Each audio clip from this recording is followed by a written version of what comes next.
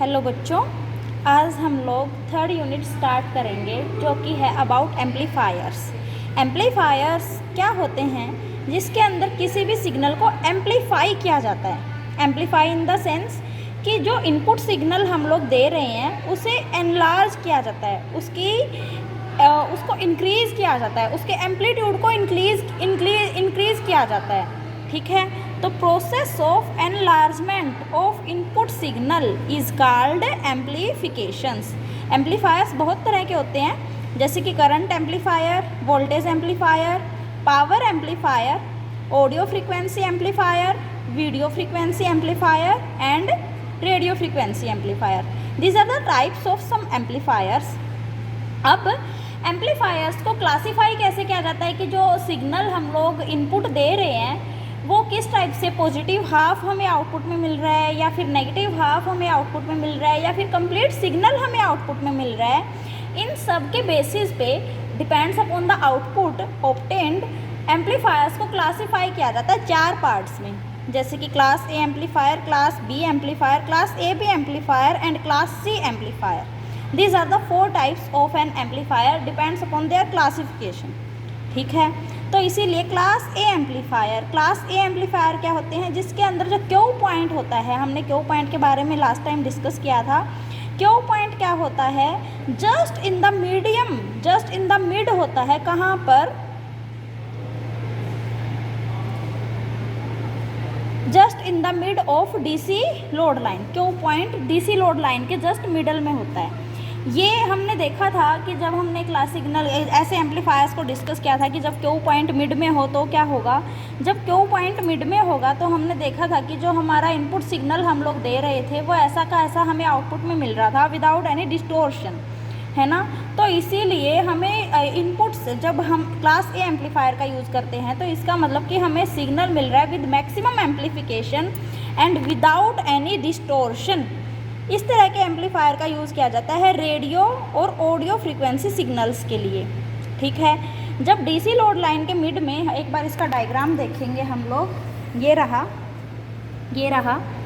जब Q point DC load line के just mid में था, है ना, हमने ये डायग्राम डिस्कस किया था पहले। जब Q point DC load line के जस्ट मिड में था तो जितना हमने इनपुट सिग्नल एंटर किया था, ये रहा बेटा, ये रहा, यहाँ पर है।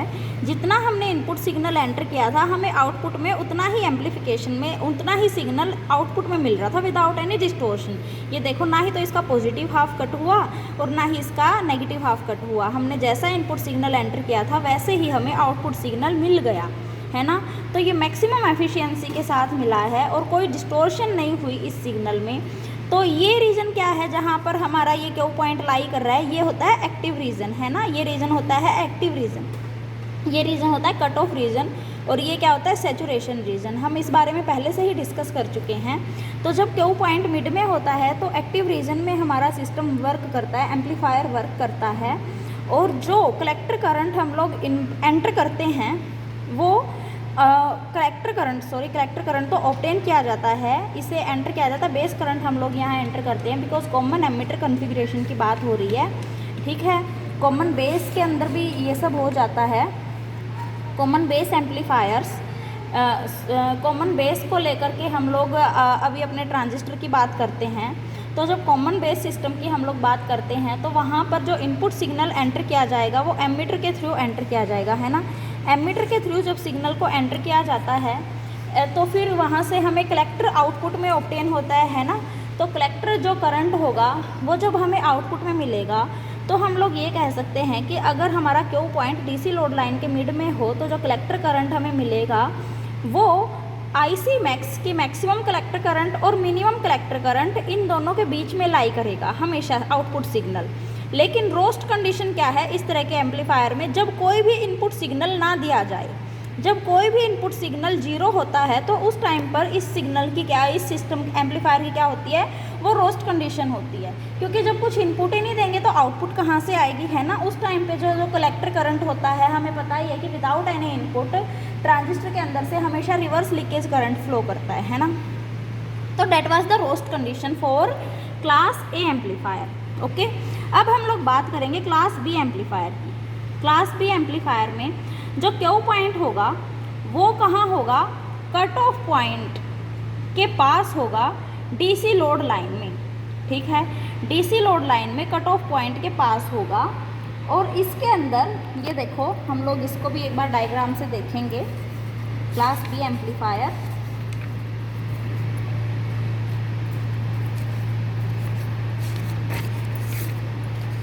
ये देखो क्लास बी एम्पलीफायर, यहाँ पर जो कट ऑफ पॉइंट है वो देखो, सॉरी क्यू पॉइंट है वो कट ऑफ रीजन के पास लाई कर रहा है। तो जब Q point cut off region के पास लाई किया, तो जब हमने ये सिग्नल एंटर किया तो ये देखो positive half negative half this is, और हमें जो आउटपुट मिली वो ओनली पॉजिटिव हाफ के लिए मिली, नेगेटिव हाफ के लिए हमें यहाँ कोई आउटपुट नहीं मिली, जो कि हमने डॉटेड लाइन से शो किया है। तो ऑटोमेटिकली हमें पता है कि जब जो हमने एंटर किया है, इनपुट दी है, अगर हमें उसका हाफ पार्ट मिलता है तो एफिशिएंसी होती है जो इस रेक्टिफायर की वो अराउंड 50 to 60% के बीच में लाई करती है, ठीक है। और आईसी जो हमें करंट मिलता है, कलेक्टर करंट, वो ओनली पॉजिटिव हाफ के लिए मिलता है। इस तरह के एम्पलीफायर का यूज़ किया जाता है ऑडियो सिग्नल्स जहाँ पर डिस्टोर्शन टॉलरेटेड की जा सकती है ईजिली, क्योंकि ऑब्वियसली अगर हाफ पार्ट कट हो रहा है तो डिस्टोर्शन काफ़ी अमाउंट में लाई करेगी। तो ऐसी कोई जगह जहाँ पर कि हम लोग डिस्टोर्शन को टॉलरेट कर सकते हैं, वहाँ पर क्लास बी एम्पलीफायर का यूज़ किया जाता है। अब बात करते हैं क्लास ए बी एम्पलीफायर की। क्लास ए बी एम्पलीफायर में जो आईसी करंट फ्लो करता है वो मोर देन 1/2 साइकिल के लिए फ्लो करता है।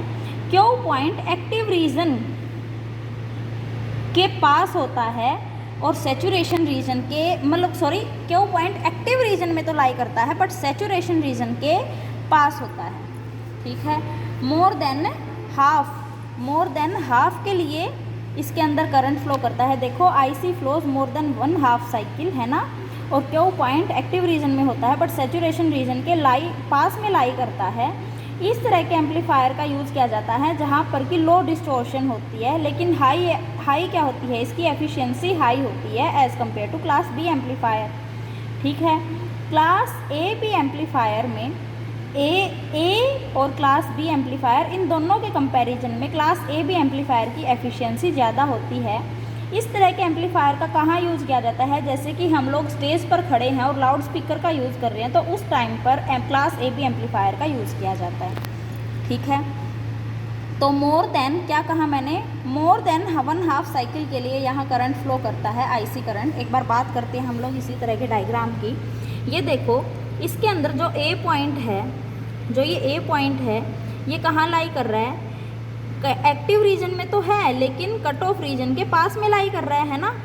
जब ये सैचुरेशन रीजन के पास में लाई कर रहा है, तो ये देखो यहाँ पर हमने ये जो इनपुट सिग्नल दिया, जब इनपुट सिग्नल आउटपुट में हमें ऑब्टेन हुआ, तो ये अगर हमने इनपुट सिग्नल दिया है तो हमें यहाँ पर ये देखो मोर देन 1/2 साइकिल हमें आउटपुट मिल रही है। जो सॉलिड पोर्शन है ये आउटपुट शो कर रहा है और जो डॉटेड पोर्शन है ये पार्ट शो कर रहा है कि ये डिस्टोर्शन हो चुकी है, ठीक है। तो हमें मोर देन 1/2 साइकिल के लिए यहाँ आउटपुट मिल रही है, ओके। तो अब हम लोग उसके बाद बात करेंगे क्लास सी एम्पलीफायर की। क्लास सी एम्पलीफायर में क्या होता है, Q point cut off region के अंदर लाई करता है, ठीक है। ये ओनली लेस देन 1/2 साइकिल के लिए ही हमें यहाँ पर आउटपुट मिलती है, ओके। और इसके अंदर आईसी जो करंट की वैल्यू है, आउटपुट करंट हमें जो ऑब्टेन हो रहा है वो बहुत ही स्मॉल अमाउंट में मिलता है। और स्मॉल अमाउंट में अगर करंट हमें मिल रहा है तो इसका मतलब पावर लॉस भी स्मॉल हुई है। और इस तरह के एम्पलीफायर का यूज़ किया जाता है रिजोनेंट और ट्यून्ड सर्किट्स के अंदर। क्लास सी एम्पलीफायर का एक बार डायग्राम देखेंगे हम लोग कि इसके अंदर जो कट ऑफ रीजन है वो देखो यहाँ सैचुरेशन रीजन में लाई कर रहा है, क्यू पॉइंट यहाँ पर कट ऑफ रीजन में लाई कर रहा है। तो कट ऑफ रीजन में क्यू पॉइंट के लाई करने के बाद जब हमने इनपुट सिग्नल दिया तो हमें उसका लेस देन 1/2 साइकिल, ये देखो जरा सा हल्का सा आउटपुट मिला, और बाकी मोर देन 1/2 साइकिल हमारी आउटपुट डिस्टॉर्टेड हो चुकी है। तो ये क्या होता है, class C amplifier. I hope कि आप लोगों को क्लासिफिकेशन तो समझ आ गई होगी। अब हम लोग आगे डिस्कस करते हैं। हम लोग बात करेंगे अब कॉमन बेस ट्रांजिस्टर एम्पलीफायर की। Common base transistor amplifier common emitter transistor amplifier, दो तरह के ट्रांजिस्टर एम्पलीफायर्स का यूज़ करते हैं हम लोग। तो पहले हम लोग कॉमन बेस ट्रांजिस्टर एम्पलीफायर की बात करेंगे। कॉमन बेस ट्रांजिस्टर एम्पलीफायर के लिए ये हमें CB डायग्राम ट्रांजिस्टर का पता है कि ऐसे बनाते हैं। इसके अंदर जो एमिटर बेस जंक्शन होगा ये होगा फॉरवर्ड बायस्ड, और जो कलेक्टर बेस जंक्शन होगा ये होगा रिवर्स बायस्ड।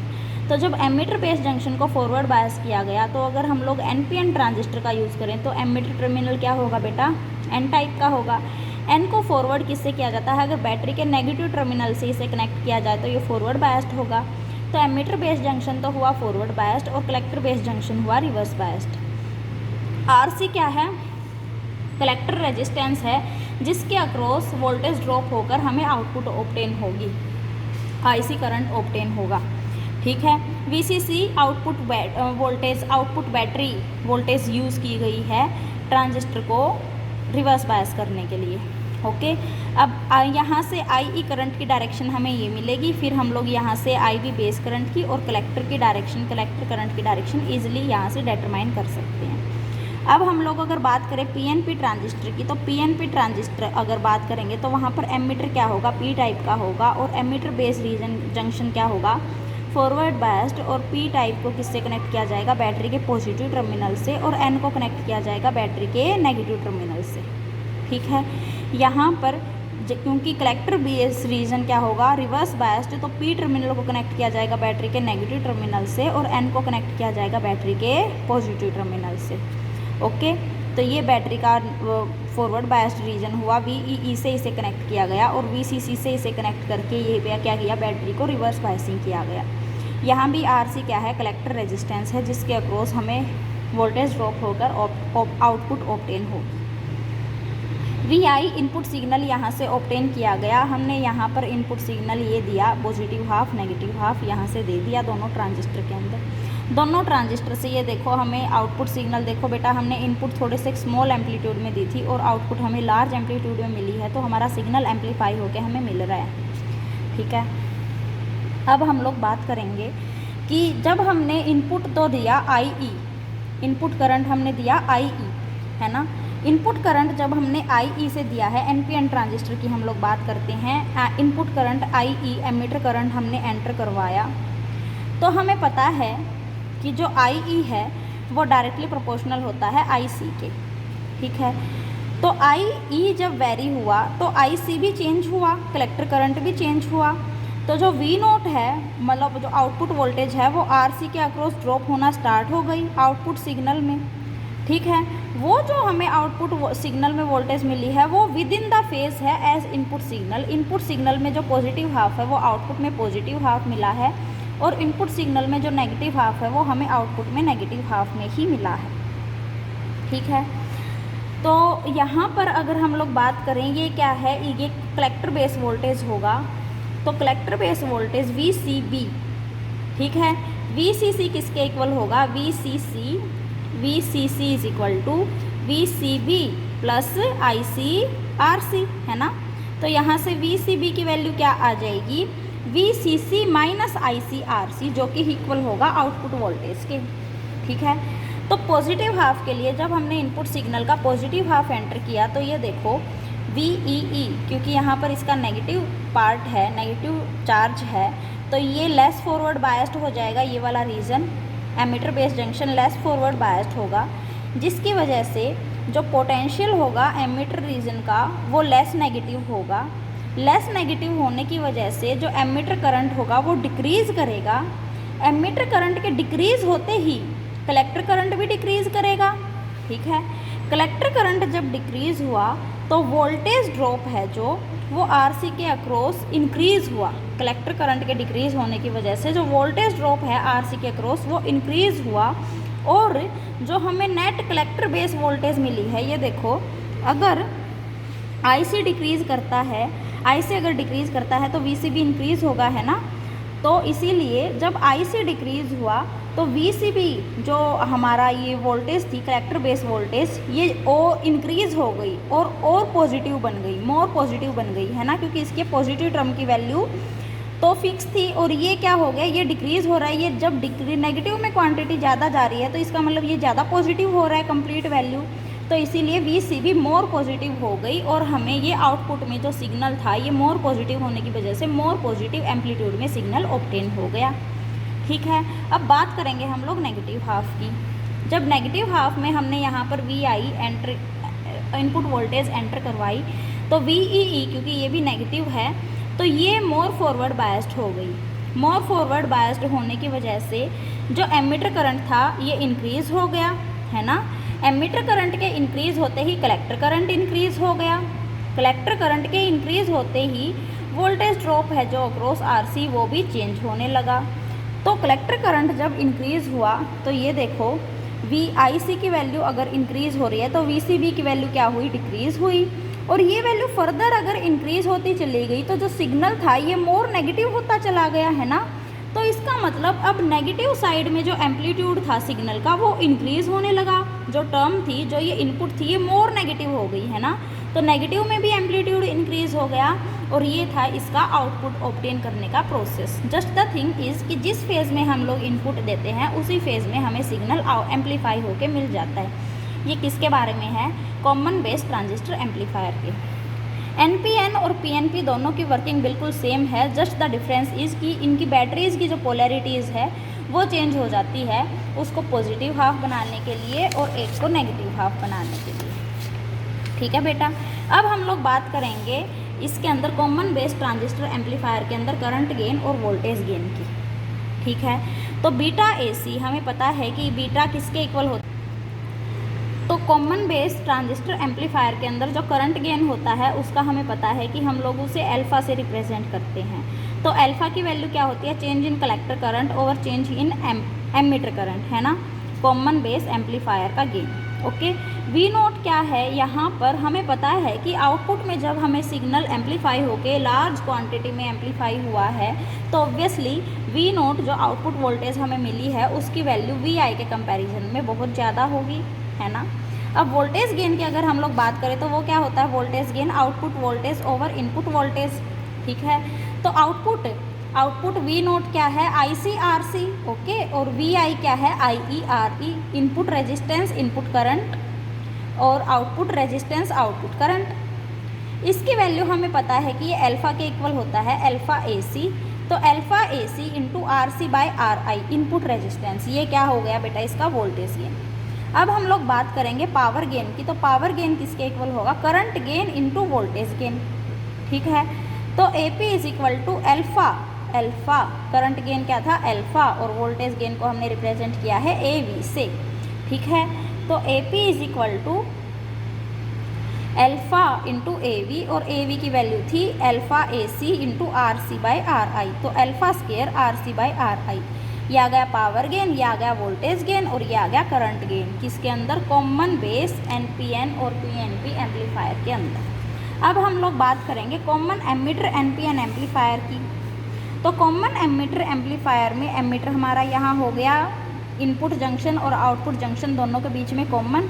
इनपुट हमने एंटर की बेस के थ्रू और आउटपुट में हमने ऑब्टेन किया कलेक्टर के थ्रू। ठीक है, तो यहाँ पर अगर हम लोग बात करेंगे कौन सा ट्रांजिस्टर हमने यूज़ किया है, NPN ट्रांजिस्टर की अगर मैं बात करूँगी तो यहाँ बेस क्या हो जाएगा, P टाइप का होगा। इस बेस एमीटर जंक्शन को तो हम लोग करेंगे forward biased with the help of battery VEE, इसके पॉजिटिव टर्मिनल को इससे कनेक्ट करके, और कलेक्टर एमीटर जंक्शन को हम लोग करेंगे रिवर्स बायस्ड, इसको बैटरी के पॉजिटिव टर्मिनल से कनेक्ट करके, क्योंकि ये N टाइप का है।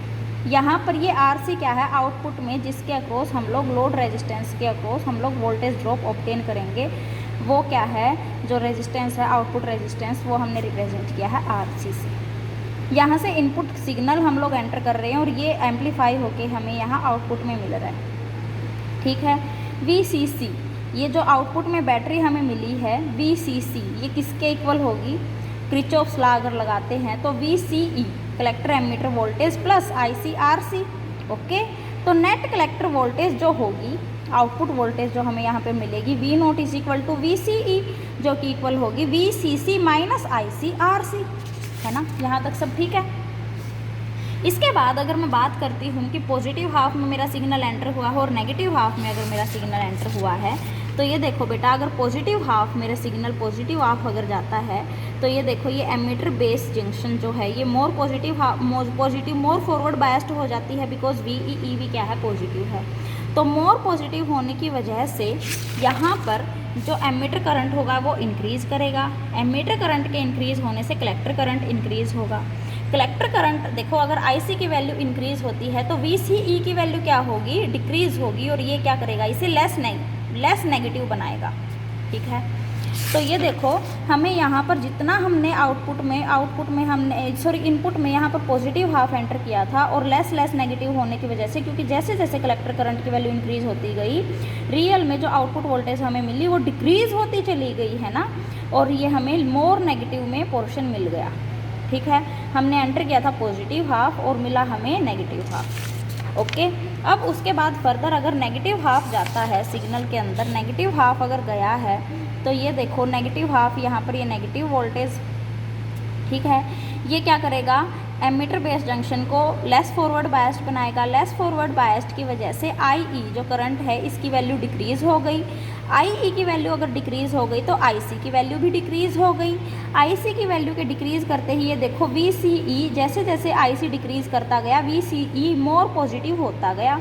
तो मोर पॉजिटिव होने की वजह से देखो जैसे जैसे ये डिक्रीज़ होता चला गया वैसे वैसे ये ज़्यादा पॉजिटिव होता गया, और हमने एंटर किया था नेगेटिव हाफ और हमें मिला है पॉजिटिव हाफ। तो इसीलिए हम लोग कह सकते हैं कि जो कॉमन एमिटर ट्रांजिस्टर एम्पलीफायर हम लोग यूज़ करते हैं उसके अंदर इनपुट और आउटपुट सिग्नल में जो फेज़ का डिफरेंस होता है वो 180 डिग्री का फेज़ डिफरेंस होता है। ठीक है, ये 180 डिग्री तो हो गया ना, पॉजिटिव एंटर किया नेगेटिव मिला, नेगेटिव एंटर किया पॉजिटिव मिला, तो 180 डिग्री के फेज़ डिफरेंस पे हमें आउटपुट सिग्नल यहाँ ऑब्टेन हुआ है। अब हम लोग बात करेंगे इसके करंट गेन, वोल्टेज गेन की। करंट गेन हमें पता है कि कॉमन एमीटर के अंदर बीटा से रिप्रेजेंट किया जाता है, तो beta AC is equal to delta IC by IB VCE constant. तो बीटा की वैल्यू हमें अल्फ़ा के साथ ही पता है कि अल्फ़ा बाय 1 माइनस अल्फ़ा। अगर हम लोग जैसे कि बात कर रहे थे कॉमन बेस ट्रांजिस्टर एम्पलीफायर की जो गेन होता है, करंट गेन, वो अप्रोक्सीमेटली इक्वल्स टू 1 होता है, जो कि अगर हम लोग एग्जैक्टली थोड़ा सा बात करें तो वो 0.96 के इक्वल हुआ। अल्फ़ा इज इक्वल टू 0.96, तो बीटा की वैल्यू क्या आ जाएगी, 0.96 बाई 1 माइनस 0.96। तो हमने देखा कि बीटा की वैल्यू तो बहुत ज़्यादा आ गई, जो कि आ गई 24। कहाँ तो 1 था कॉमन बेस एम्पलीफायर के लिए और कहाँ कॉमन एमीटर एम्पलीफायर के लिए करंट गेन तो 24 आ गया। तो इसीलिए हम लोग कह सकते हैं कि कॉमन एमीटर एम्पलीफायर का करंट गेन बहुत ज़्यादा होता है। अब बात करेंगे वोल्टेज गेन की, तो VCC is equal to VCE plus ICRC। हमने अभी ये इक्वेशन ऑब्टेन की थी क्रिचॉफ्स लॉ लगा के।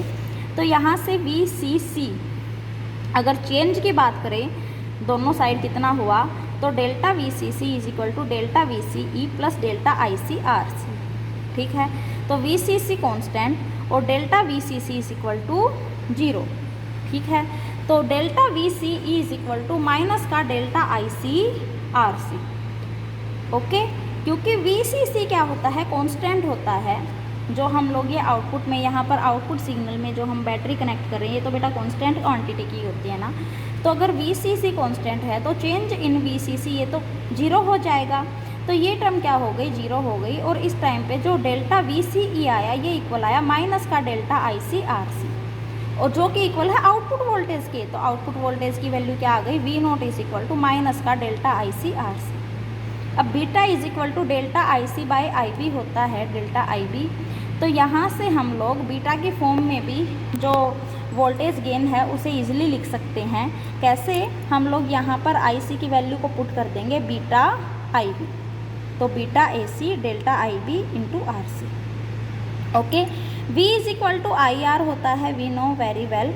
तो यहाँ पर डेल्टा VBE किसके इक्वल होगा, जो इनपुट वोल्टेज हम लोग यहाँ रिप्रेजेंट कर रहे हैं बेस एमिटर वोल्टेज, वो इक्वल होगा change in base current into input resistance, है ना, RI, delta IB into RI।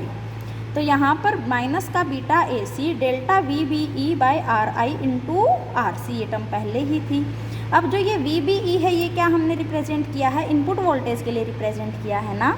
तो फिर ये देखो beta AC into delta VI by delta RI RC। ये देखो जो VBE है ये देखो, ये हमने इनपुट वोल्टेज VI से रिप्रेजेंट किया है, और जो VCE है उसे हम लोग V नोट के इक्वल ले लेते हैं, आउटपुट वोल्टेज के इक्वल, है ना। तो यहाँ से ये वोल्टेज गेन भी आ गया और करंट गेन भी हमने निकाल लिया, ठीक है। अब वोल्टेज गेन को अगर हम फर्दर मॉडिफाई करके लिखना चाहें तो देखो AV क्या होगा, V नोट बाय VI होता है। V नोट की वैल्यू हमें पता है, हमने अभी अभी निकाल ली थी, जो कि होगी beta AC into RC, current gain into RC। RC क्या है, आउटपुट कलेक्टर, ठीक है, output collector resistance bye RI। ये कैसे आया RI V नोट, क्योंकि यहाँ पर V नोट बाय VI, ये देखो हमने अभी अभी ये सब किया था ना, यहाँ से ही हमने ये कर दिया, V नोट की वैल्यू हमने ये पुट कर दी इसके अंदर direct. V naught by VI होता है ना वोल्टेज गेन, तो V नोट की वैल्यू हमारी यहाँ से ये आई थी, हमने ये वैल्यू डायरेक्ट बाय VI किया, तो VI से VI कैंसिल आउट हो गया और मेरे पास ये टर्म बच गई beta AC into RC by RI। अब जो ये बीटा AC बाय RI है, इसको हम लोग ईजिली लिख सकते हैं कि ये ट्रांस कंडक्टेंस के इक्वल होता है, जिसे कि हम लोग रिप्रेजेंट करते हैं GM से। तो वोल्टेज गेन होगा जो कॉमन एमीटर एम्पलीफायर के अंदर, वो इक्वल होगा माइनस का GM, मतलब कि transconductance into output resistance. Power gain की अगर हम लोग बात करें AP, तो वो किसके इक्वल होगा, current gain into voltage gain, तो बीटा AC इंटू AV, ठीक है बेटा।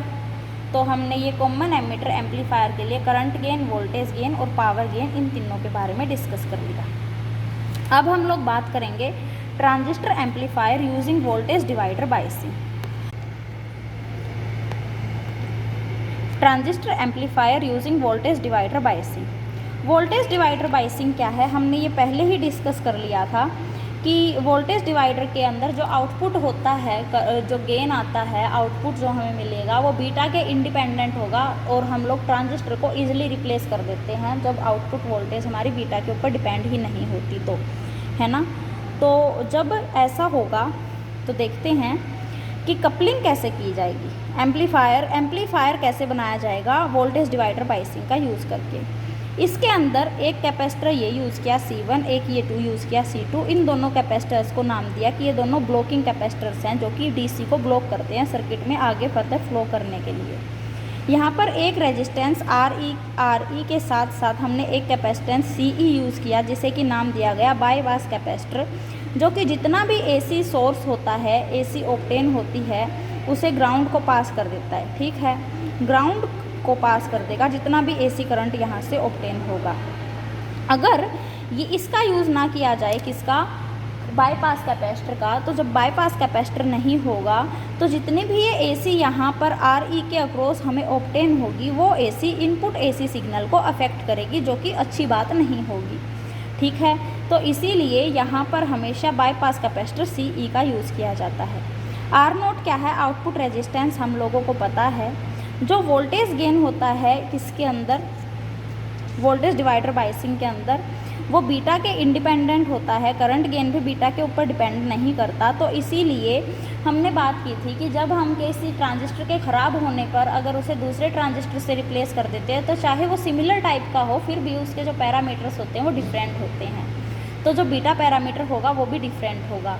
लेकिन हमने अब अगर बाय चांस एम्पलीफायर के अंदर भाई कोई ट्रांजिस्टर ख़राब हो गया, तो हमें उसे रिप्लेस भी करना पड़ेगा, तो हमें उसे इस टाइप से रिप्लेस करना पड़ेगा कि रिप्लेस करने के बाद उसके ऊपर कोई इफेक्ट ना पड़े। तो इसीलिए हम लोग वोल्टेज डिवाइडर बायसिंग का यूज़ करते हैं जब भी हम लोग एम्पलीफायर्स को मॉडिफाई करते हैं, एम्पलीफायर्स को बनाते हैं। तो ये इस तरह से वोल्टेज डिवाइडर बायसिंग का एम्पलीफायर के अंदर यूज़ किया गया, ठीक है। अब कपलिंग क्या होती है, अब हमने देखा कि जैसे एम्पलीफायर तो क्या करता है भाई, सिग्नल को एम्पलीफाई करके दे देता है। अब हो सकता है कि जितना सिग्नल हमें एम्पलीफाई करके एक एम्पलीफायर के बाद मिला है, हमें वो आउटपुट डिज़ायर्ड ना हो, हमें उससे भी ज़्यादा एम्पलीफाइड सिग्नल चाहिए हो। तो जैसा हम जितने ज़्यादा एम्पलीफायर्स को एक दूसरे से अटैच करते जाएंगे, उतना ही हमारा सिग्नल एम्पलीफाई होता जाएगा। तो इस तरह से जो ये अटैचमेंट होगी एम्पलीफायर्स की एक दूसरे के साथ, ये क्या होगा कि एक स्टेज का जो आउटपुट है वो दूसरे स्टेज की इनपुट बन जाए। ये देखो, जैसे कि यहाँ पर अगर मैं दो एम्पलीफायर्स लेती हूँ, ये मैंने क्या किया है बेटा, ये गेन को आपस में कनेक्ट किया है। ये बहुत सारे एम्पलीफायर्स एक दूसरे से कनेक्ट हुए हैं। एक बार इसको डिस्कस करेंगे कि कैसे हुआ। अगर जो आउटपुट है फर्स्ट एम्पलीफायर की वो सेकंड एम्पलीफायर की इनपुट बन जाए तो उस टाइम पर हम लोग लेंगे कि V1 क्या है, आउटपुट है फर्स्ट स्टेज की, ठीक है, और VI क्या है, इनपुट है फर्स्ट स्टेज की। तो जो वोल्टेज गेन होगा A1 वो किसके इक्वल होगा, V1/VI। ओके बेटा, अब हम लोग बात करते हैं कि जो ये V1 आउटपुट थी फर्स्ट स्टेज की, अगर ये इनपुट हो जाए सेकंड स्टेज की, ठीक है, और V2 क्या हो जाए, आउटपुट हो जाए सेकंड स्टेज की, तो उस टाइम पे A2 किसके इक्वल होगा, V2/V1। तो इस टाइम पर जब हमने दो एम्पलीफायर्स का यूज़ किया तो जो टोटल वोल्टेज गेन आया वो क्या होगा, output of second by output of first, ठीक है, V2/VI, sorry input of first output of second, तो V2/VI। अब हमने इसको V2/V1 इंटू V1/VI, तो ये V2/V1 इक्वल था A2 के और V1/VI इक्वल था A1 के। तो हमने देखा कि जो नेट गेन आया, टोटल जो यहाँ से वोल्टेज गेन आया वो इन दोनों के गेन के मल्टीप्लिकेशन के इक्वल आया। तो अगर हम लोग n स्टेजेस का यूज़ करें, n एम्पलीफायर्स का यूज़ करें एक दूसरे से कपल करके, तो A is equal to A1 into A2 into A3 up to so on AN, और हमने इसको इस डायग्राम से दिखा दिया इस कपलिंग को। इस तरह की कपलिंग को क्या कहा जाएगा, कपलिंग ऑफ एम्पलीफायर्स या फिर कैस्केडिंग ऑफ एम्पलीफायर, जब एक से ज़्यादा एम्पलीफायर्स को एक दूसरे के साथ कनेक्ट किया जाएगा। But most of the times ऐसा पॉसिबल नहीं है। प्रैक्टिकली 2 या 3 एम्पलीफायर्स को ही एक दूसरे से कैस्केड किया जाता है। इससे ज़्यादा अगर एम्पलीफायर्स को कैस्केड किया जाता है तो हमें पता है कि एम्पलीफायर्स के अंदर एक प्रॉब्लम अक्कर करती है जो कि है डिस्टोर्शन, ठीक है। तो जितना ज़्यादा गेन मल्टीप्लाई होता जाएगा इतना ही ज़्यादा डिस्टोर्शन भी तो बेटा सिग्नल की मल्टीप्लाई होती जाएगी ना, और डिस्टोर्शन की अगर क्वांटिटी इंक्रीज हो गई then what is the benefit for amplification. तो इसीलिए 2 या 3 एम्पलीफायर्स का ही और वोल्टेज डिवाइडर कपलिंग से ही एम्पलीफायर्स को कपल किया जाता है। That's it. आज का आप लोगों का लेक्चर यही ख़त्म होता है। कोई डाउट होगा तो हम लोग क्लास में डिस्कस कर लेंगे। Thank you.